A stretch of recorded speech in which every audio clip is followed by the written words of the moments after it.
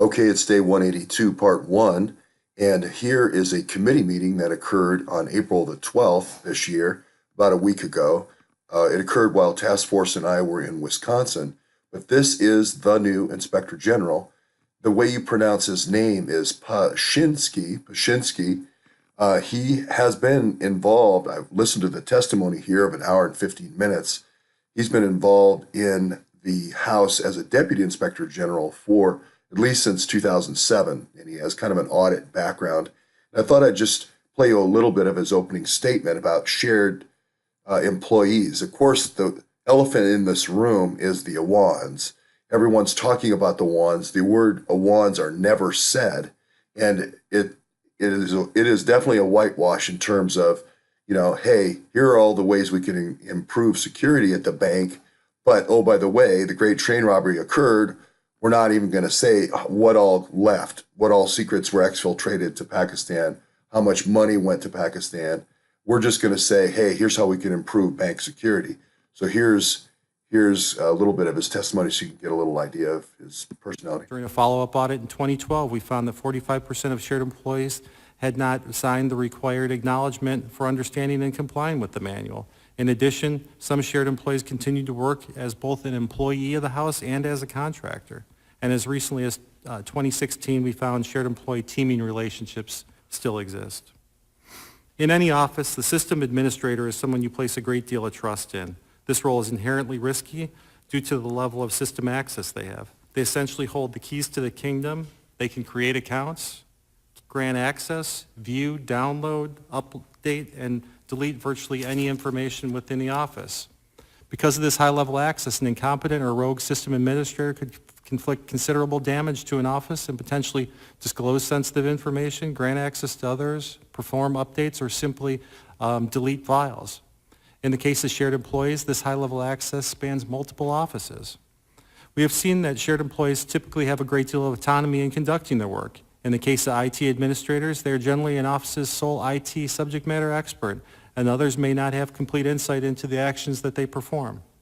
The existence of shared employee teaming relationships further increases the risks of having individuals who are not officially employed by a member having access to their systems and data without the member's knowledge.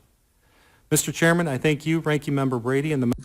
And so there you can see how they're avoiding the subject of the wands as almost like the plague, almost like a third rail.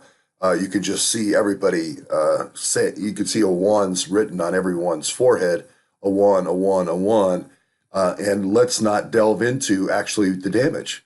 So there's a lot of suggestions made here that are very good. Separate ID badges, no shared employees, since shared employees only make up 1% of the House employees, of the 1,000 House employees. But there is no interest or any inkling, either by the Republicans or the Democrats, to see what actually left, what actually went out on the servers. We have no idea. So it's almost as if you had a great train robbery and you went up to the safe and said, well, how do we improve the safe? How do we improve the guards on the train? But you didn't go after the money, or at least in the case of state secrets, these could be nuclear secrets. We have very good indication by this testimony that a cloud shared Dropbox was used, as I've said in this series, the 123mail.house.gov Dropbox. So no one in this testimony denied anything that we've said in our series. The only thing that screams out in this testimony is we just don't want to look. We're afraid to see what happened. And that can't be. You have to do a damage assessment to see what actually left, because it's not just an internal matter in the House. This matter affects every man, woman, and child in the United States in terms of national security, as well as in terms of economic spying. We just have no idea.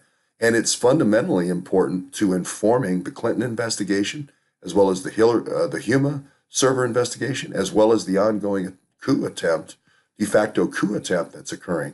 This is a very important piece of the puzzle.